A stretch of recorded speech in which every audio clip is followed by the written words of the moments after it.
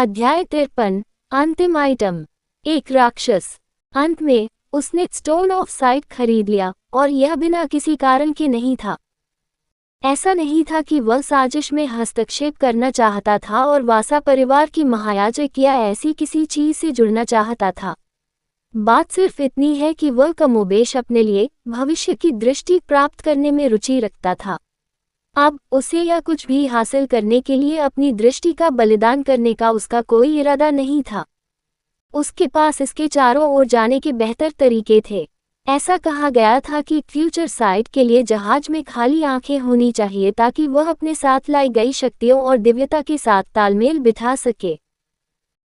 लेकिन क्या उसे अपने ऊपर फ्यूचर साइट का भार सहन करने में असमर्थ होने का डर था?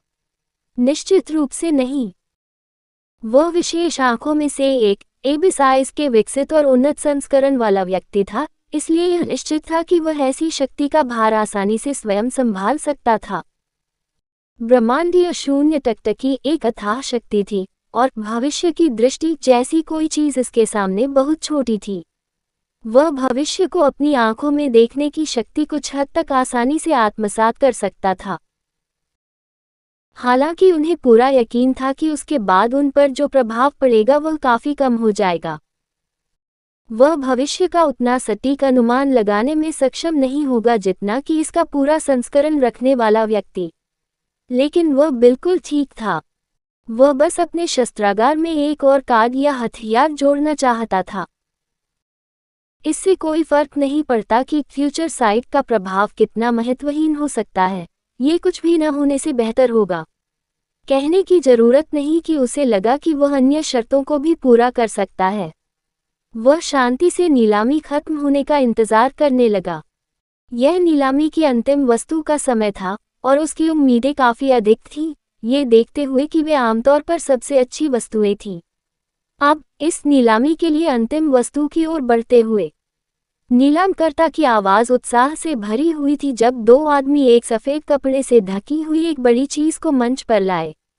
दर्शकों की भी सांसें अटक गईं, ये निश्चित रूप से देखने लायक था। कवर हटाएं। दर्शकों को इस आइटम पर अपनी नजरें डालने दें।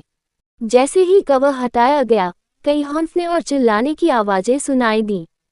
क्या? एक राक्षस! उन्हें एक प्रभावशाली खोज मिली है। बाहर में जाओ। इस राक्षस के यहाँ होने की उम्मीद नहीं थी। आप इसे सही देख रहे हैं। यह एक राक्षस है। विशिष्ट रूप से कहा जाए तो एक दुर्लभ मिची। यह एक अत्यंत दुर्लभ राक्षस है और इसे जीवित वश में करना बहुत कठिन था। ओझा के रूप में आप सभी इस राक्षस से परिचित होंगे, इसलिए मैं नहीं बताऊंगा। हम सभी जानते हैं कि यह कितना कीमती है। नीलामीकर्ता ने कहा कि भीड़ में तनावपूर्ण माहौल था। यह एक बेहद कीमती चीज थी और अधिकांश उपस्थित लोग इसकी कीमत जानते थे। लेकिन दिक्कत ये थी कि ये दानव बहुत ऊंचे दाम पर बिकने वाला था और शायद दूसरी मंजिल पर मौजूद सभी वीआईपी इसके लिए जमकर बोली लगाने वाले थे। इस समय भूतल पर मौजूद लोग केवल सुन सकते थे। अब हस्तक्षेप करना बेकार और आक्रामक होगा। उनमें से कोई भी इसके लिए ऊपर के ताकतवर व्यक्तियों को नाराज नहीं करना चाहता था। बोली 50 मिलियन 9.60 मिलियन से शुरू होगी। 80 मिलियन, 120 मिलियन, 150 मिलियन। उपस्थित वीआईपी लोगों द्वारा बिना पलक झपकाए भयानक रकम जुटाई गई। वे सभी जानते थे कि इस राक्षस का मूल्य क्या है और वे इसे चाहते थे। ओलिवर अपनी कुर्सी पर बैठ गया और राक्षसी प्राणी को करीब से देखा, उसकी विशेषताओं को दिलचस्पी से देखा। जीव एक लैंपपोस्ट से भी लंबा था और जमीन के करीब झुककर चलता था। उसकी छालेदार त्वचा उसकी सूजी हुई मांसपेशियों पर पिघली हुई लग रही थी। ऐसा प्रतीत होता है कि उसका शरीर दुर्गंधयुक्त तरल पदार्थ से ढका हुआ था। इसकी दो भुजाएं थीं जो इसके शरीर के हिसाब से बहुत लंबी थीं और हुक जैसी चैती पंजे में समाप्त होती थीं। उसकी पीठ से पंखों की तरह दो विचित्र भुजाएं निकलीं। इसका चेहरा फूला हुआ और बल्बनुमा था। आरी जैसे दांतों की कतार और लंबी काली जीभ से इसका मुंह खुला हुआ था। इसमें एक आंख के लिए एक एकल रिसने वाला सफेद बिंदु था। मिची। उन्हें उपन्यास से इस राक्षस के बारे में पता था। ओझा इस राक्षस को देखने के लिए इतने उत्साहित थे, इसका कारण इसके विशेष गुण थे। राक्षस के पास विशैला मस्तिष्क था।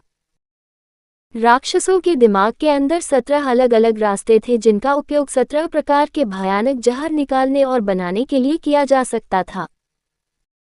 मिक्सी को पकड़ना बहुत मुश्किल था क्योंकि वे आमतौर पर कठोर वातावरण में रहते थे और पकड़े जाने के बजाय मरना पसंद करते थे। इसीलिए जीवित मिची दुर्लभ थी।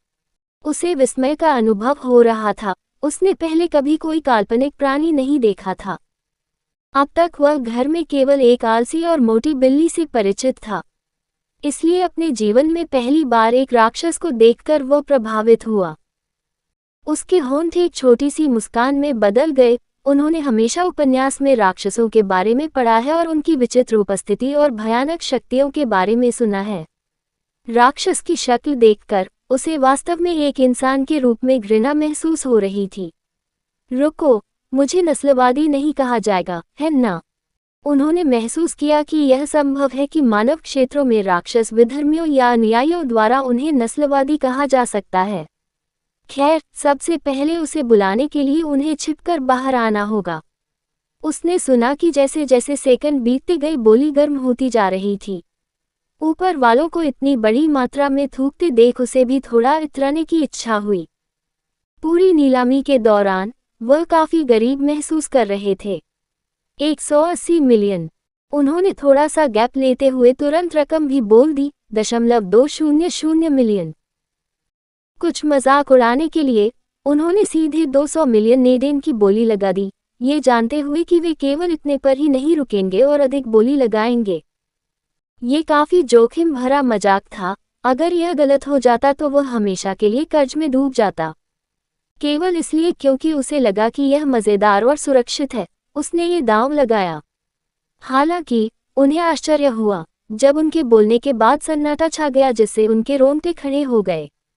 कोई रास्ता नहीं, वे और अधिक बोली लगाएंगे, है ना? उसने चारों ओर देखा और कई लोगों को अजीब भावों से उसकी ओर देखते देखा। क्या बकवास है? क्या वह इन लोगों के लिए बहुत बड़ी रकम थी? वे और अधिक बोली लगाने जा रहे हैं, है ना? ओलिवर ने नीलामीकर्ता को अचानक घोषणा करते हुए सुना, 200 मिलियन नेडेन। क्या कोई भी अधिक बोली लगाने को तैयार नहीं है? कहानी खत्म। अलविदा।